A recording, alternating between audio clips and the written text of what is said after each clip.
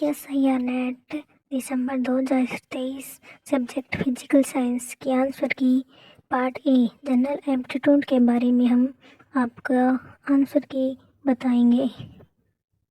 CSIR net physics 2024 part A में total question 20 होते हैं। इसमें से हमें 15 अटैम्प्ट करने होते हैं। प्रत्येक क्वेश्चन 2 मार्क्स का होता है, तो 15 क्वेश्चन टोटल 30 मार्क्स के हुए और प्रत्येक क्वेश्चन में नेगेटिव मार्किंग 0.5 होती है। क्वेश्चन फर्स्ट, 4 बच्चों के पास स्थायी सेब थे। किसी भी बच्चे के पास 5 से कम सेब नहीं थे। यदि किन्हीं 2 बच्चों के पास सेबों की संख्या समान नहीं हो तो निम्नलिखित ऑप्शन में से सेबों की संख्या नहीं हो सकती। टोटल बच्चे 4 और सेबों की संख्या 27। एक बच्चे के पास 5 से कम सेब नहीं होने चाहिए और 2 बच्चों के पास समान सेब भी नहीं होने चाहिए। हम मान लेते हैं 1 2 3 4 बच्चों के नाम हैं और उनको 5 से ज़्यादा सेब संख्या दे देते हैं। 1 के पास 5, 2 के पास 6, 3 के पास 7 और 4 के पास 8। इन सबको जोड़ने के पर टोटल सेब 26 होते हैं और हमें 27 सेब दिए गए हैं। तो 5 पहले के पास 5 है, इसको 6 बनाएंगे तो 2 बच्चों के पास सेम हो जाएंगे। 6 वाले के पास 7 बनाएंगे तो भी 2 बच्चों के पास सेम हो जाएंगे। इसके पास 8 है, उसको 9 बना देंगे तो टोटल 27 हो जाएंगे।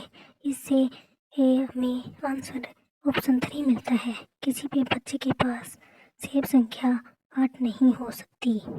इस क्वेश्चन का आंसर है ऑप्शन 3 8 सेब। वर्ष 1979 में रमेश की आयु उनके जन्म वर्ष के अंकों का योग थी। वर्ष 2017 में उनके जन्म दिवस पर उनकी आयु कितनी थी? इस क्वेश्चन का आंसर हम ऑप्शन टेस्ट से करेंगे। पहला ऑप्शन है 49। हमें 2017 में आयु निकालनी है तो 49 में से 17 सब्ट्रैक्ट करेंगे, 32 आएगा। 2000 में से 32 सब्ट्रैक्ट करेंगे तो 1968 आएगा।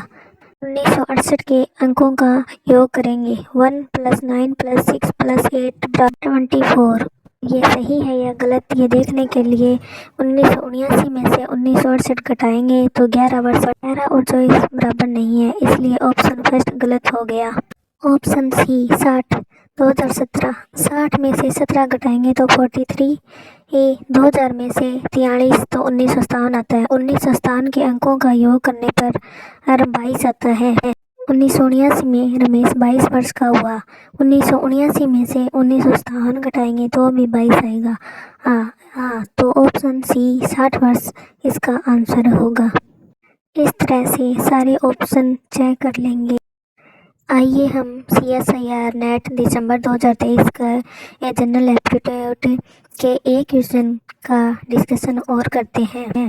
जिस प्रकार पटकथा निर्देशक से संबंधित है उसी प्रकार बावर्ची किससे संबंधित होगा?